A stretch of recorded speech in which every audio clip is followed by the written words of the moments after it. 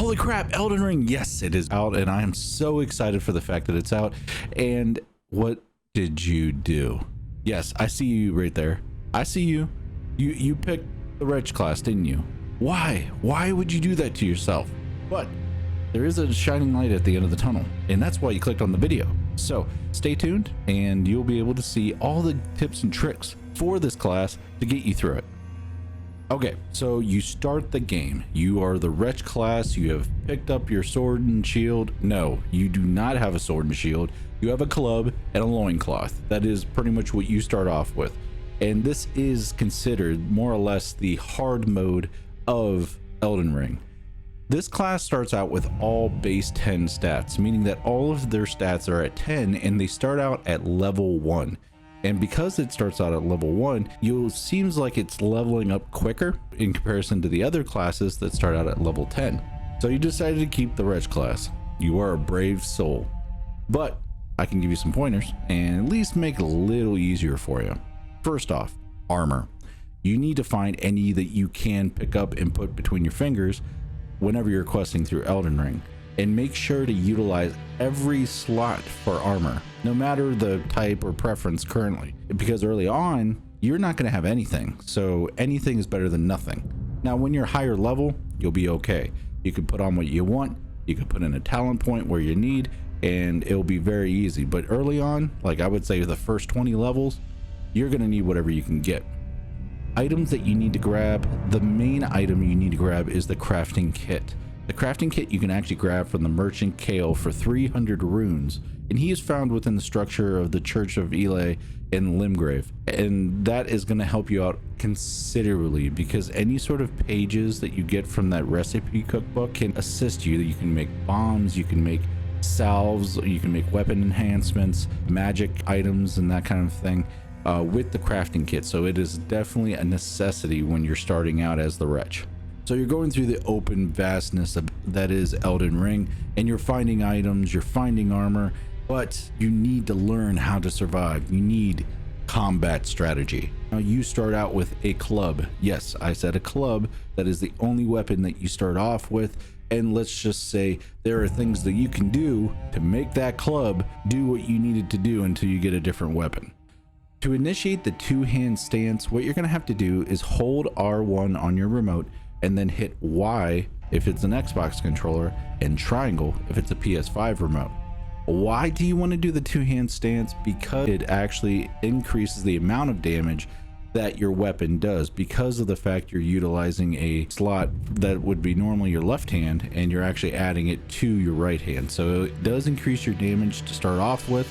So you've been smashing everything like a caveman with two hands and beating everything down when it comes to mobs, but let's say you're taking far too much damage and want to kind of circumvent that. What you're going to want to do is be stealthy. To initiate the stealth, what you're going to want to do is click in on the left analog stick on both Xbox and PS5, or you can hit the X button on the keyboard, and that will actually initiate a crouch, and you can actually sneak up on enemies because of a lower amount of aggro that you'll end up producing and be able to get a visceral hit on those enemies.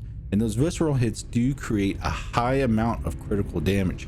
Because of stealth, the stealth will actually kind of give you the advantage in any situation or environment, and it will make things a little bit easier when you're taking out enemies. So you're sneaking around like a ninja, thinking that you're getting the advantage on things, and luck would have it, you have received a shield.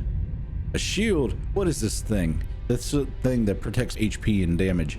Well, a shield is going to help you and give you more mechanics with the game. The shield, either way you decide to get it, you can either get the leather shield by purchasing it from the merchant Kale. The purchase price for the shield is 600 runes, found within the structure of the Church of Ely in Limgrave, or any sort of drop shields that come off the mobs that you end up fighting, and those shields will add a lot of different mechanics when it comes to blocking. You can block, you could also parry depending on the shield. You can also deflect hits and be able to get what's called a guard counter, which will do additional damage to the enemy after a block has been received. If you get the leather shield from the merchant, the leather shield normally has the Ash of War called parry. And the parry mechanic is very nice and leaves the enemy in a very open position so that you can get a visceral hit or a critical hit on the enemy. Okay, so you have your combat experience, you're a seasoned veteran when it comes to a class that really is testing your mettle, and now you need to know where the heck to go when you're starting with such a disadvantage. Well, let me break down some certain points in some certain sections so that you can actually be able to come out on top when it comes to leveling in Elden Ring. First off, when you start Elden Ring as a Wretch, I would suggest to actually visit 3 sites of grace as soon as you humanly possibly can. This unlocks the capabilities of being able to level at the sites of grace, and you definitely want to be able to do that earlier on because of all the runes that you'll be getting. So I've told you some points to visit, but there are some places that you do not want to go to, especially unless you're at least level 10 or higher. I would just say everywhere else. My best suggestion for you though is when you are questing and adventuring in Elden Ring, at least between levels 1 through, I would almost say level 20, you want to make sure to avoid the far east, far west, and the far south areas, at least until level 10 to level 20, because it's going to be very hard to do anything with until you get your first set of armor, a new weapon, and at least some attributes behind you in whatever spec that you want to create in Elden Ring, because that's the point of the Wretch. But you'll be able to go into those areas once you're higher level. So you've watched every other YouTube video and you're checking out different individual items when it comes to places that you need to get runes. Runes equal leveling. So where do you visit? Where do you go? Well, I call this the triangle of punishment. What I would suggest is to go first to the forest area north of the Church of LA. And what you can do is you'll be able to face Godric soldiers in that area. They're lower level Godric soldiers, and also you can get crafting supplies in that area as well. So you kind of get the best of both worlds. And north of that is actually the Groveside Cave. And in that Groveside Cave, you have wolves, which are a little bit harder.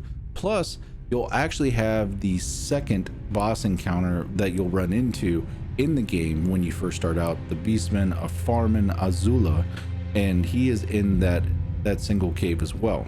Last but not least, the third and final area that you'll be doing a lot of farming in and actually doing many hours, just at least getting up to that certain level you want to get up to, would be the Gatefront Ruins. That is actually more northeast of the Groveside Cave. That actually has a large amount of Godric soldiers, and it also has more Godric knights, and also it has bats. Those are the different types of enemies in that area, and it has a lot to offer when it comes to new armor, new weapons, maps, key crafting items, and even ashes of war that can benefit your specific playstyle. These resources and tools will for sure make for an awesome transition into whichever style of character you're wanting to develop from this class. So you made it to the end of the video, and I really hope that this is helping you out with this class. This class is very rewarding when it comes to the game, especially on a very first time playthrough. And if you are a veteran, this class will definitely make it so that any sort of new areas or any sort of new items, when you go back through for a second, third, fourth playthrough, you'll know where those items are because you're so interactive on your first playthrough. And knowing these items beforehand will definitely assist in trying to get you to that level 10, level 20 starting out portion, or whatever class you decide to build the Wretch into. If this video was really good for you when it comes to making sure that you're coming out on top for the Wretch, definitely hook me up with a like, subscribe, and definitely hit the bell for notifications for any new content coming out to the channel. And comment down below, because I need to know, is there anything I missed, anything that could assist anybody with any other class builds? Definitely let me know. Definitely stay tuned. We're definitely going to be bringing out more content to the channel, so I will see you in the next one.